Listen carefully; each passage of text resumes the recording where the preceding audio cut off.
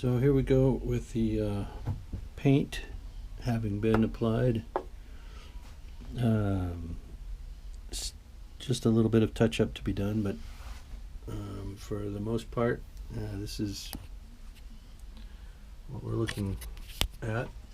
I don't know if you can pick it up on the video or on the camera. I'm not sure if it's, but there's these are the insignia white stripes over the gold gray, and I've applied red pinstriping to the edges of all of the squadron striping,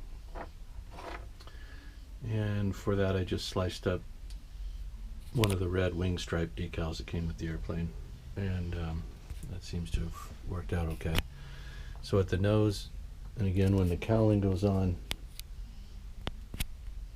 the white cowling goes on, the rear edge of the cowling should separate this width, should bisect it right down the middle.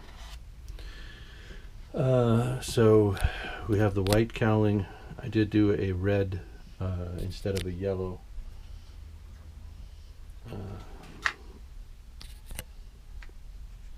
crankcase bell, so that should set off the red pinstriping, and it actually goes. That is a one of the paint schemes that I found for one of the Macon airplanes. So here's our engine. The cowling will fit over it and be glued onto it, and then the bell goes over the top. So the motor will be mounted plain without the cowling and bell, and then this. No, I probably won't be able to slide this on here now, but I've got the camera on. Let's see. Oh, there, we did get it. Okay, so this is what this assembly should look like on the nose of the airplane. And of course it'll be, I'll get it, squared up, and we'll get it situated on there properly. So the red crankcase bell, white cowling, white squadron leader striping.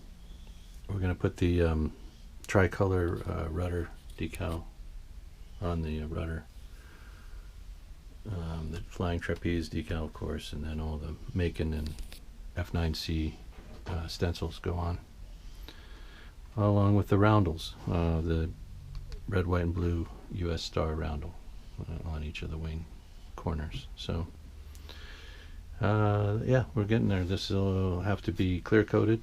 Use a semi-gloss clear on the airplanes that I make. The too glossy, to me, it looks like a toy, and if it's just a dull coat, you lose some of the, I don't know,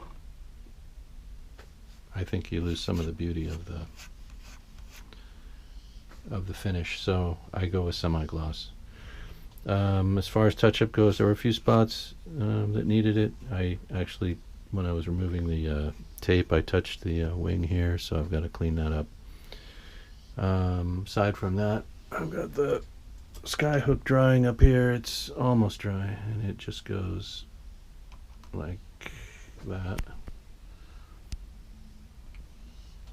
And the cowling and crankcase bell on the nose. I am going to add,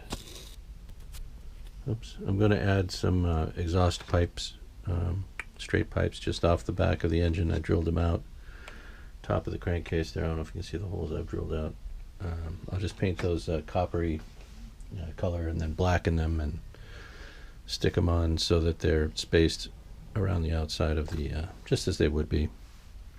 Right, and then we do the demarcation, control surface demarcation, any little panel lines I might need to do. I left these panel lines visible. I didn't fill them. Obviously, we need they're actual panels, and they had seams, so I just left that. But there were a few little areas, panel lines, and then control surface demarcation lines, and that'll be it. The project should be completed in a couple of days. Ringing rigging will be kind of a big step. That might take a couple days actually.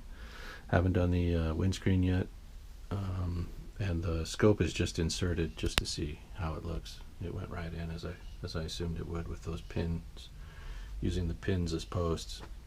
I'll do the same thing with the skyhook. I'll add about a 1/2 inch long pins to each of the 4 corners, and then insert that with adhesive to make a good bond, instead of just trying to surface mount it there as it sits.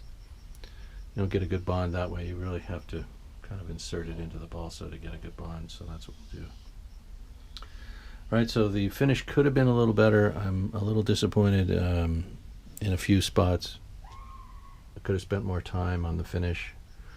I thought I had it, it looked okay, but when I got color on it, I just saw a few things I could have been happier with. But I mean, overall, it's going to be a good looking airplane when I get all the decals and the rigging done. But I think I could have worked at it a little longer and probably gotten a better outcome than I got. But I'm happy with it. As I said, it's a pretty interesting airplane, being a parasite fighter and slung under dirigibles and deployed in that fashion and recovered in the air like that. It's an interesting airframe. I went with an unusual, one of the less noted paint schemes. We got the white wheel pants, white wheel covers, white nose, white cowling, red bell with red trim around each of the white stripes. I think it'll look good with when I get all the insignia, all the decals on. I think it'll look okay. We got the tail wheel mounted on there now. Yeah, so this is pretty much our airplane. As I said, the remaining steps are all finish related and rigging. So thanks for watching. I'll have some more video in a couple of days.